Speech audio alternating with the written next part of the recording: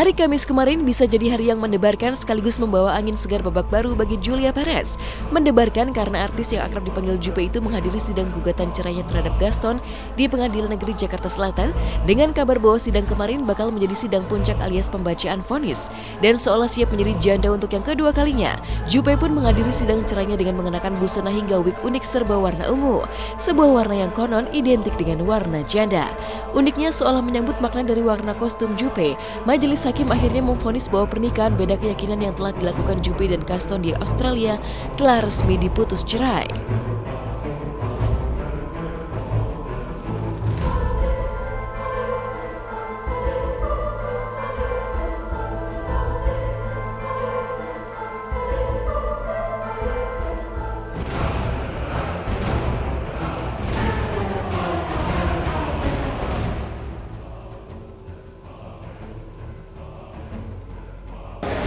Pejabat sipil mencatat pada register akte perceraian dan menerbitkan kutipan akte perceraian tanpa dihadiri oleh tergugat.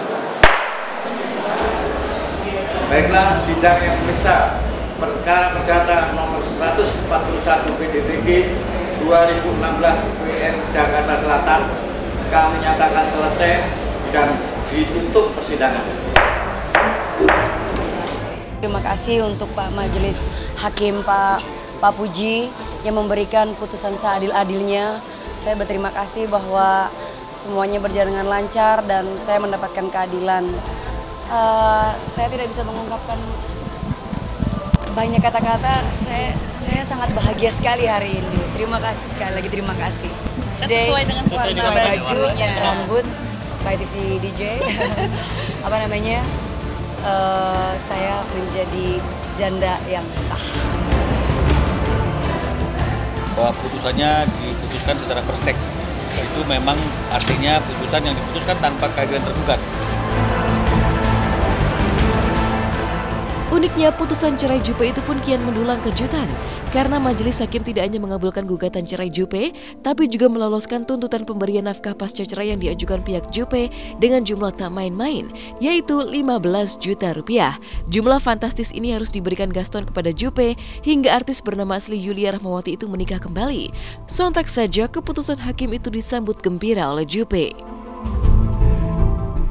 Menghukum tergugat untuk membayar biaya nafkah penggugat sebesar 15 juta rupiah setiap bulan sampai penggugat melakukan pernikahan lagi. Enggak ada nangis-nangis, mana gue nangis, gue bagi-bagi bahagia banget. Hello, I'm the most happy girl in the world now.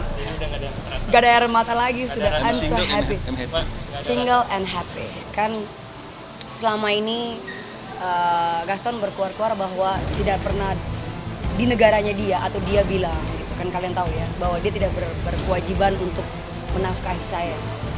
Dia salah besar. Di Indonesia tidak seperti itu, apalagi dia tahu hukum di Indonesia seperti apa. Sekarang dia paham bahwa hukum di Indonesia dia menghargai hak-hak wanita. Menghargai hak-hak wanita dan dia sekarang harus bayar.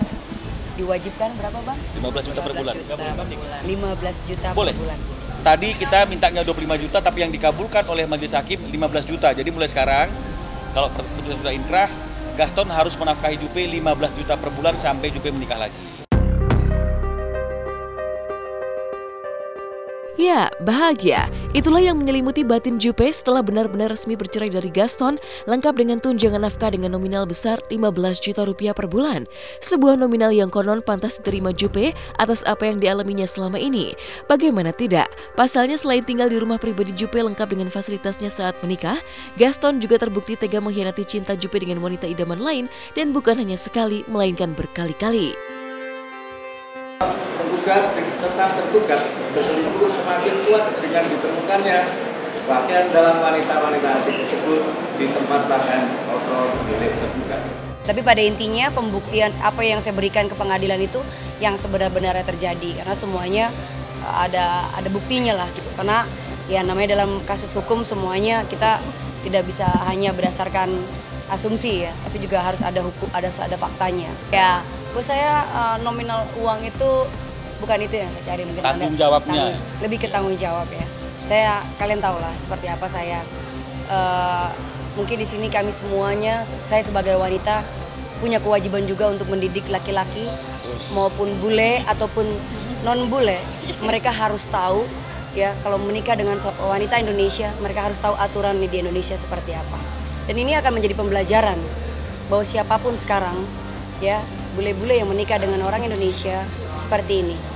Jadi kalian harus patuh dan taat pada aturan yang berlaku di Indonesia.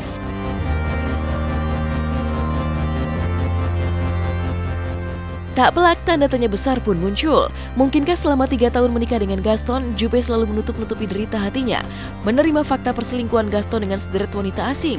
Entahlah, yang jelas seolah ingin merayakan vonis perpisahannya dengan Gaston kemarin, Juppe pun sampai merancang rencana untuk menggelar acara syukuran sebagai tanda rasa syukurnya kepada Sang Khalik. Nanti juga ada rencana syukuran bahwa ya ini yang selama ini saya takuti gitu, dan akhirnya saya bisa keluar juga, dan ya this is my independent day. Karena selama ini saya bilang saya tuh nggak bisa hidup tanpa Gaston, saya menduakan Allah gitu. Jadi akhirnya ini terjawab bahwa selama 3 tahun saya nggak sama dia, dan saya akhirnya terbukti bahwa ini jadi pembelajaran buat yang lain juga. Kita bisa kok hidup tanpa mengandalkan orang lain. Terkoyak sudah cintaku untuk bersamamu. Sayang, tinggal kau saja aku, jangan kau tengok lagi. Ya, bukan dalam waktu sekejap, Juppe memperjuangkan cintanya dengan Gaston hingga bisa membina rumah tangga. Selain diwarnai perbedaan keyakinan, restu Sri Wulandari sang ibu yang begitu alot juga menjadi ganjalan yang membuat Juppe harus jatuh bangun selama 8 tahun untuk bisa menikah dengan Gaston. Tapi kini ketika pernikahannya justru berakhir cerai setelah 3 tahun menikah, sebuah tanda tanya pun tak terelakkan muncul. Masih adakah cinta Juppe untuk Gaston? Selalu mencintai Gaston sampai berani menikah diam-diam tanpa restu ibunya?